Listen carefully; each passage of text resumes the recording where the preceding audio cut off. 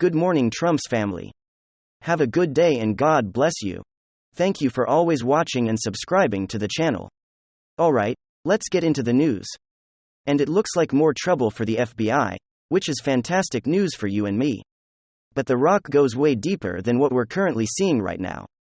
It's a big Trump victory, because they understand Trump has the evidence of what took place in Mar-a-Lago. He's holding that tape over their heads. And I truly hope he does release that very soon. He needs to.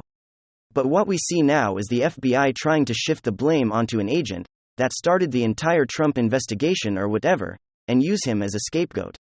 That's good that he's been fired, but the rest of the agency needs to go along with him. This is dismantled far from over. But it's glad to see that they are now admitting that these individuals within the FBI were not acting in good faith. And again, it just poses that question. Should we go ahead and just have a redo election, without the FBI actually interfering in it? That would be great. So let's kind of take a look at the story coming to us. It says FBI agent who opened the Trump investigation reportedly escorted out of the bureau headquarters. That's right. So let's take a look at the story here. I said before you get too excited, this is a very strange story. It appears that the guy who started the entire ordeal and President Trump was just walked out of FBI headquarters, but it's unclear why. For all we know, he could be getting a promotion for all of his good work. But what was the odds that he had two bureau types escorting them out? So that seems noteworthy. Perhaps they're making him the fall guy when all this whole thing goes south. Who knows? It's a bit of a mystery, but John Solomon has the only details we have right now. And this is from just a news report from the Washington Field Office. Special Agent in charge of Tim Ty Bolt was reportedly escorted out of UR's headquarters on Friday amid whistleblower allegations that he showed political bias in his handling of politically sensitive investigations. The Washington Times reported eyewitnesses' accounts that Mr. Ty Bolt was seen exiting the bureau's elevator last Friday, escorted by 2 or 3 headquarter-looking types. Whistleblowers allege that Ty Bolt concealed the partisan nature of his evidence from the FBI Director Christopher Wray. And Attorney General Merrick Garland just secured their approval to open an investigation to former President Donald Trump. That investigation culminated in the FBI's raid of Trump's Mar-a-Lago estate earlier this month. The public release of the affidavit accompanying the search warrant revealed that the warrant application relied heavily on information from news articles, including a CBS Miami piece titled "Moving Trucks Spotted at Mar-a-Lago" and a Breitbart News article in which former Trump advisor Kash Bataille discussed a classified status of documents. The bureau previously removed from the state on behalf of the National Archives. Iowa Republican Senator Chuck Grassley confirmed to Just News prior to the race that Ty Bolt had been removed from his post and reassigned to an unspecific position. Resigned. What does that mean? Is it a promotion I mentioned above on the table? Here's what people online were saying. Some people said, nothing will come of this. If the FBI thought this person were a real problem, they would have given him the Ruby Ridge treatment. And somebody else said, why aren't these partisans fired? And absolutely agree with that FBI agent Timothy Tobote, who publicly posted the anti-Trump Lincoln Project tweets and buried the investigation. Hunter Biden's laptop was also one of the FBI agents tasked with combating election fraud. So yeah, this is the dude right there. Yeah, and the FBI who knows what's going to come of this, but again, they feel the pressure, they know what's happening. They know Trump is about to hit back here soon. And they're trying to get out in front of it. Maybe by using this guy as a scapegoat. Maybe saying this guy is the one that opened up everything. And he said he had all the goods on him. And we had no choice but to open this investigation and improve it and stuff like that. And then we found out he'd lied about everything. And so we just took care of that internally. Nobody's gonna believe that Trump needs to continue to stay on the offensive. The Republicans need to continue to have a spine and continue to hold this agency accountable. And eventually, we can have it disbanded. And those individuals who are pulling the strings at the top of this agency can be prosecuted force of the law and thrown in prison. And we have an FBI fall guy, we've got some drama going there. President Trump makes a remark that there's got to be something else going on here. We'll get into that in just a moment. I know President Trump is a crafty fellow in a good way. So I don't know what's going on here necessarily, but we're going to look at this together. And I will get your thoughts in the comment section. Unlike some other folks that are commentators or what have you, when I don't know what's going on. It's by design that the destroying the economy that things are not going well. Because things were rip-roaring, literally. If Biden and his handlers and the real people behind the curtain, the real Wizard of Oz, were smart, and they really loved America, but they hated Trump and hate the Republicans, they would just do everything that President Trump did, and just call that their own. We've seen Biden already do that. There's where now it's going to be cheaper to get hearing aids for seniors. Okay, President Trump, that was signed by President Trump and actually championed by Elizabeth Warren, and I believe it was Chuck Grassley. Another Republican, I think, is Chuck Grassley, but I could be wrong. Maybe it was Ron Johnson. Think you could just do that all day, just rebrand. Make America great, as Make America the Best or something, or Build Back Better, even more whatever they heard than anything, and just kept Trump's policies and taking credit for it. And people would say, yes, Biden and the Democrats are great, they're doing great, whatever. And then they probably could have gotten in a lot of their social stuff. This what we're seeing, the destruction of American culture, borders, safety, security, economy, energy independence, is all by design. Because once again, they could have just copycat did President Trump and rebranded it as Biden than the Democrats? And people would have been like, oh yeah. Because people have short memories of like, oh, yeah, things are still great. Biden must be a great president. But they didn't do that. Because they hate America. And their plan is to destroy us. Oh, that's conspiracy stuff. Really? Look around you. How is that a conspiracy when your rent went up? You're lucky if you own a home, because it's hard to get a home now. The interest rates are up, gas prices are up, food prices are up. And things are getting hammered in the labor market. And I'm the conspiracy theorists, those who disagree with me, or either. And I'm not saying this in an arrogant way. You don't have to agree with me, because I'm saying it. But just denying that this is not on purpose is being, oh, let's put it in a genteel, nice way. It's disingenuous. You're lying to yourselves if you don't believe it. The US economy had far more vacant jobs at the end of July than the economists expected. What? Okay, if you're new around here, I have a degree in economics.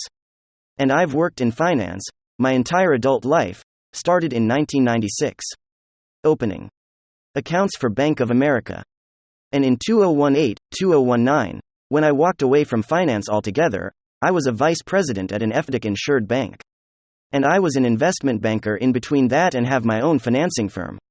I love numbers. I know numbers, okay. But every single month, I'm reporting that these account that nothing met what the economists expected.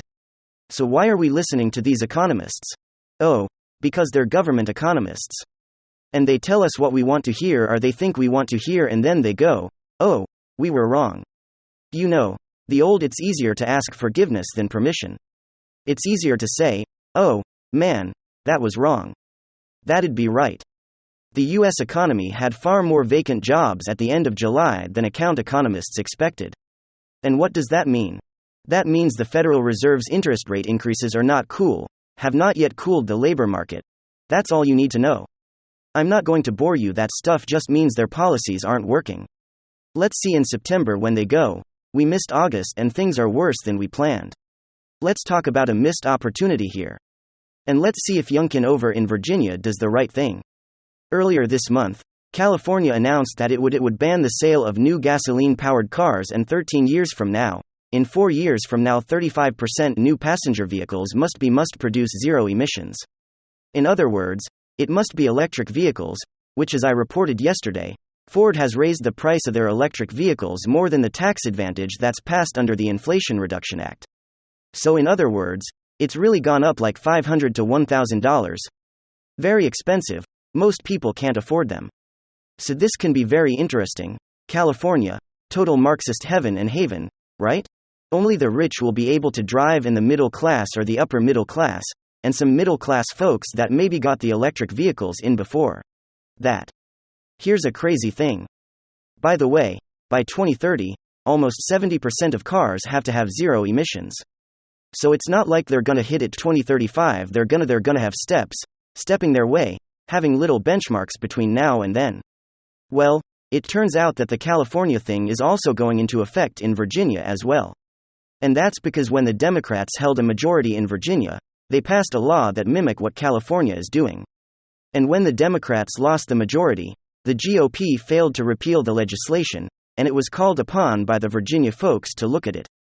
And the Virginia Attorney General said yesterday has been reported by The Hill that the state is bound by California's rules phasing out new gas-powered cars. Now Youngkin has vowed to undo this, but the GOP hasn't done it so far. Virginia Governor Glenn Youngkin responded to the AG statement saying that they're bound to do this, with a statement promising to stop it. Quote, in an effort to turn Virginia to California, liberal politicians who previously ran our government sold Virginia out by subjecting Virginia drivers to California. Now under that pact, Virginians will be forced to adopt that California law that prohibits the sale of gas and diesel-fueled vehicles. I'm already at work to prevent this ridiculous edict from being forced on Virginians. California's out-of-touch laws have no place in our Commonwealth, folks. This isn't a international channel, right? But I'm covering what's going on in Virginia, because this needs to be discussed. Because not only Virginia but other states where you are purple states, red states that are a little purple, are you just like Virginia just flipped over? You need to hold your local state legislators responsible for passing sound policies and laws. You can allow even Democrats on their way out to screw up the state or screw up the nation. Look at what President Trump did. He came in and said, no, we're reversing this Obama stuff and worked with because he's not a king, and he's not a fascist work with the lawmakers and putting all those laws on the books. Not all of them. A lot of fight unfortunately and infighting with the establishment Republicans. What Trump accomplished in his first term is absolutely amazing. Given all of the animus and opposition he got not just from the Democrats, that's a given, but his own party. One of those people being Mitch McConnell, who is totally now riding on the coattails of President Trump. McConnell held a fundraiser for 3 Trump-backed Senate candidates, and now he's claiming because he went in there, they have a good chance of winning, or he's now backing them because he says they have a good chance of winning. McConnell, you probably hurt these people more than you helped them really. Let's look at the people that he helped. He helped Kentucky truck-back Senate. Okay, he held a fundraiser in Kentucky, and he did it to support Trump-backed Senate candidates. Mehmet Oz and Pants Vanya. I'm sorry guys, in Pennsylvania you guys are just getting hammered. Really? I mean, look at what your choices are. Fetterman or OS. Sucks to be in Pennsylvania right now. I love you my Pennsylvanians, telling you Philly is one of my favorite places because of the historical, just love the history there. And love eating there, man. I think my blood pressure just went up thinking about the great food in Philly. And I've been to other places where I've been to Pittsburgh, and one of the places I have an app that we went visited several times, can't remember. I even went probably about 15 years ago with my wife and my 2 oldest kids. Just don't remember where it was with my dad. But here's the thing. The Pennsylvania you guys, it's AWS or Fetterman, a guy that Stephen Bannon rightfully called satanic for wanting to flood the streets with violent criminals, and his eyes that look a little bit soulless to me. And he said this. I was actually going to put this on another edition. Let's see if I can find it. He essentially said, the black people. You can't have voter ID because people of color don't have voter IDs at any given time. You know, that's true racism. Also, the guy pulled out a shotgun on a black guy. That's all right.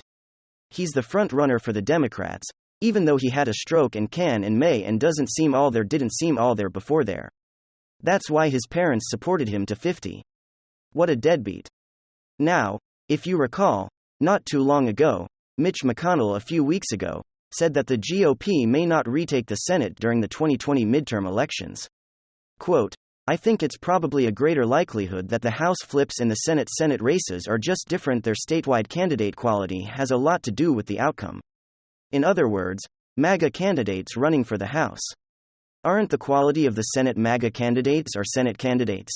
What a freaking elitist. Just let these guys talk long enough and their true selves and what's in their heart reveals themselves. But now he says good chance of winning.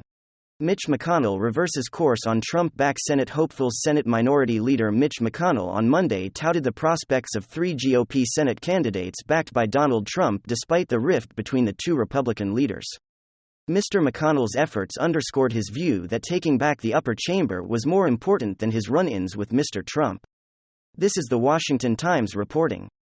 However, it comes after Mr. McConnell recently expressed concern without making any names that candidate quality could jeopardize the party's ability to retake the Senate. But now he's changed his tune and they have a good chance of winning, and he's backing these three. Of course, it's also critical that we get this done in North Carolina, Georgia and PA. Thanks for being here, folks. Big hug. Ciao. Goodbye. God bless. We'll